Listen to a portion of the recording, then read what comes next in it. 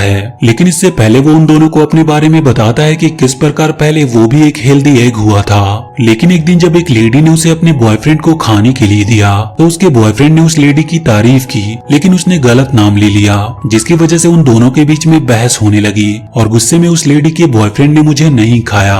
और इसी तरह कई दिन बीत गए, जिसकी वजह से मैं एक सड़ा हुआ एग बन गया। वहीं गुडेटामा इस मौके का फायदा उठाकर उस सड़े हुए एग के ट्रक को अपने कंट्रोल में ले लेता है। वहां पर बहुत सारी मक्खियां भी आ जाती है जो सड़े हुए एग की तरफ अट्रैक्ट हो रही थी, लेकिन सड़े हुए एग से निकल रहे बदबू को वो मक्खियां भी सहन नहीं कर पाती और गुडेटामा के ऊपर हमला करने लगती है। यहाँ पर साकीपियो को प्राइम मिनिस्टर के द्वारा कही गई एक बात याद आती है कि गुडेटामा की लाइफ जल्दी खत्म होने वाली है, जिससे उसे गुडेटामा की चिंता होने लगती है।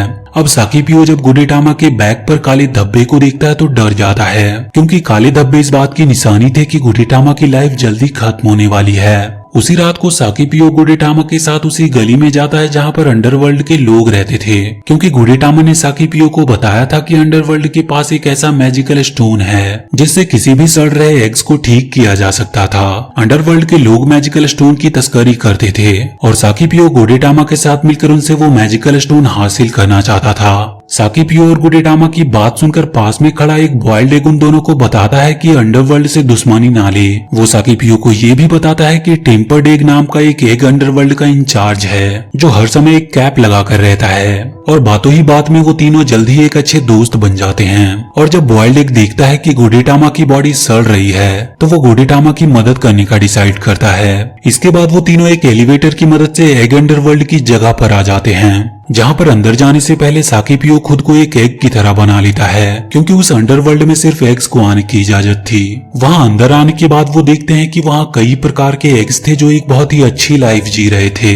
गुडेटामा जब एक वाइन की बोतल देखता है तो उसे पीने लगता है। साकीपियो उसे समझाता है कि वो अपने मिशन पर ध्यान दे। वहीं उन्हें पता चलता है कि जिस कमरे के अंदर मैजिकल स्टोन रखे गए हैं उस कमरे की हिफाजत 2 सिक्योरिटी गार्ड्स करते हैं। इसीलिए साकीपियो गुडेटामा के साथ पाइपलाइन में से होते हुए उस कमरे तक पहुंचने का डिसाइड करता है। कमरे के ऊपर पहुंचने के बाद गुडेटामा अपनी फ्लेक्सिबल बॉडी की मदद से कमरे के अंदर जाने का फैसला करता है और साकीपियो बॉयल्ड एग के साथ ऊपर रहकर गुडेटामा के आने का इंतजार करता है। वहीं बॉयल्ड एग की बॉडी भी धीरे धीरे सड़ने लगी थी, इसीलिए गुडेटामा को कमरे में से 2 मैजिकल स्टोन के पैकेट लाने थे। लेकिन इससे पहले कि गुडेटामा मैजिकल स्टोन के पैकेट को लेकर ऊपर आता वहाँ की बिजली चली जाती है, जिससे साकीपियो भी बॉयल्ड एग के साथ कमरे में आ जाता है और वो तीनों पकड़े जाते हैं। अगले सीन में हम एग्स के बॉस को देखते हैं जो कोई और नहीं बल्कि एक एग्स का ऑमलेट था और कपकेक उसे बताते हैं कि इन तीनों ने मैजिकल स्टोन को चुराने की कोशिश की है। अब यहाँ पर गुडेटामा अपनी फ्लेक्सिबल बॉडी की मदद से किसी तरह सेल से बाहर निकल आता है और जब ऑमलेट देखता है कि सेल में सिर्फ 2 लोग ही मौजूद हैं तो उसे कपकेक की बातों पर शक होने लगता है, क्योंकि कपकेक ने तो उसे 3 लोगों के बारे में बताया था। वो ऑमलेट बॉयल्ड एग और साकीपियो से वादा करता है कि जब मैजिकल स्टोन को चुराने वाले असली अपराधी पकड़े जाएंगे तो उन दोनों को छोड़ दिया जाएगा। अगले सीन में हम इनोई और सुजुकी को देखते हैं, जिन्हें पता चला था कि उस जगह पर कुछ ऐसे एग्स मौजूद हैं जो बोल सकते हैं और मूव कर सकते हैं। इनोई और सुजुकी ऐसे एग्स की मदद से अपने शो को हिट बनाना चाहते थे और जब वो पाइपलाइन में गुडेटामा को जाते हुए देखते हैं तो उसका पीछा करने लगते हैं। वहीं दूसरी तरफ साकीपियो और बॉयल्ड एग भी किसी तरह भागकर एक चाइनीज रेस्टोरेंट पहुंच जाते हैं, जहां पर वो देखते हैं कि सालों पुराने एग्स मिट्टी के क्ले में मैजिकल स्टोन को यूज करने की सजा काट रहे थे और इन्हीं लोगों ने मैजिकल स्टोन को चुराया था।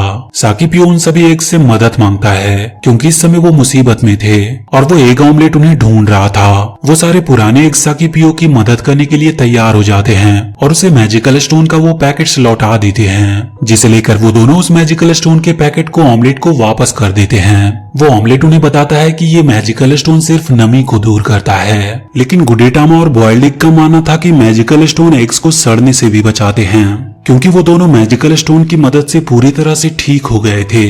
मिशन कंप्लीट होने के बाद बॉयल्ड एग साकीपियो और गुडेटामा से विदा लेकर वहां से चला जाता है और अब साकीपियो भी गुडेटामा के साथ एक बार फिर से अपनी मॉम की तलाश में निकल पड़ता है।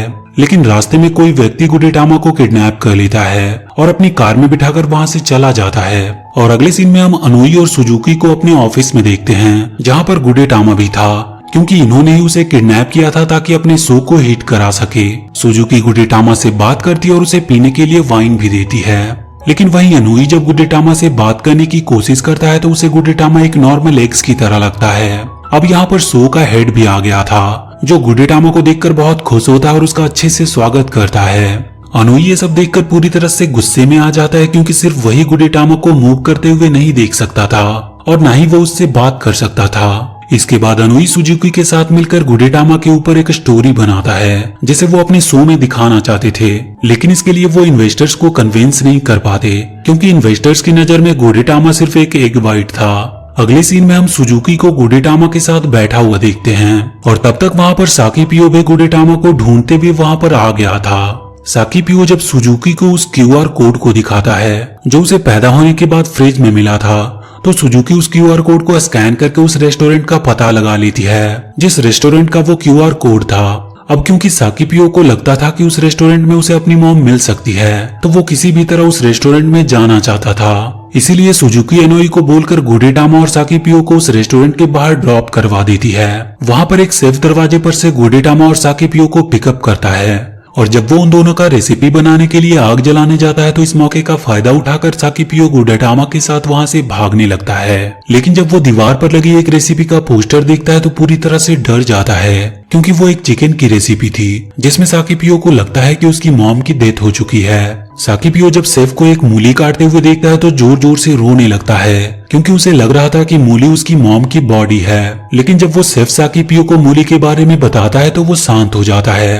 अब साकीपियो जब सेफ से अपनी मॉम के बारे में पूछता है तो सेफ साकीपियो को फार्म में जाने को कहता है, जो रेस्टोरेंट के पास में ही था, और वहाँ पर शायद साकीपियो को उसकी मॉम मिल सकती थी। गुडेटामा सेफ से पूछता है कि वो एक एग को किस रूप में खाना पसंद करेगा, क्योंकि गुडेटामा अब लगातार सफर से थक चुका था और एक एग रेसिपी के रूप में खुद की लाइफ को वो खत्म करना चाहता था। साकीपियो ये देखकर बहुत दुखी होता है, लेकिन साकीपियो के अंदर अभी भी उम्मीद की किरण बाकी थी और उसे पूरा विश्वास था कि वो अपनी मॉम से जरूर मिलेगा। लेकिन सफर को पूरा करने के लिए उसे गुडेटामा की जरूरत थी, इसीलिए वो किसी तरह गुडेटामा को खुद की लाइफ खत्म करने से रोक लेता है और वो दोनों एक बार फिर से अपनी मॉम की तलाश में निकल पड़ते हैं। रास्ते में एक बर्ड गुडेटामा पर हमला कर देती है और उसे अपने बच्चों को खिलाने के लिए अपने घोंसले में ले आती है। साकीपियो जब ये देखता है तो वो गुडेटामा को बचाने के लिए इलेक्ट्रिक पोल के ऊपर चढ़ने की कोशिश करने लगता है और काफी देर तक कोशिश करने के बाद आखिरकार वो उस पोल के ऊपर चढ़ने में कामयाब रहता है और किसी तरह वो गुडेटामा को बर्ड और उसके बच्चों से बचा लाता है।